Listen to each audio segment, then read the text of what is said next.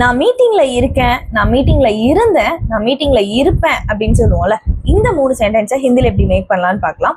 ஒரே சென்டென்ஸ் தான், டென்ஸை மட்டும் மாத்திருக்கோம். Present, past, future. ஸோ இந்த 3 டென்ஸ்லையும் இந்த சென்டென்ஸை நம்ம மேக் பண்ணலாம். நான் மீட்டிங்ல இருக்கேன் அப்படின்றதுக்கு மே மீட்டிங் மே ஹூ, மே மீட்டிங் மே ஹூ அப்படின்றத யூஸ் பண்ணலாம். நான் மீட்டிங்ல இருந்தேன் அப்படின்னு சொல்றதுக்கு மே மீட்டிங் மே தா, மே மீட்டிங் மே தா அப்படின்றத யூஸ் பண்ணலாம். இப்போ நான் கேர்ள், ஸோ அப்போ நான் மீட்டிங்ல இருந்தேன் அப்படின்னு சொல்றதுக்கு ஃபெமினைன் டேர்மை யூஸ் பண்ணணும். ஸோ மே மீட்டிங் மே தி அப்படின்றத நான் யூஸ் பண்ணுவேன், மே meeting May the.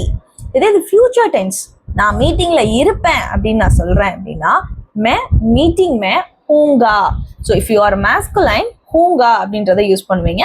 So as a கேர்ளா நான் வந்து ஹூங்கி அப்படின்றத யூஸ் பண்ணுவேன். லைக் மே மீட்டிங் மே ஹூங்கி, நான் மீட்டிங்ல இருப்பேன் அப்படின்றத யூஸ் பண்ணலாம். ஸோ மே மீட்டிங் மே ஹூ ப்ரெசன்ட் டென்ஸ், மே மீட்டிங் மே தா ஆர் தி according to gender past tense, மே மீட்டிங் மே ஹூங்கா ஆர் ஹூங்கி அக்கார்டிங் டு ஜெண்டர். இப்போ இந்த சென்டென்ஸை 3 டென்ஸ்லையும் நீங்க மேக் பண்ணுங்க.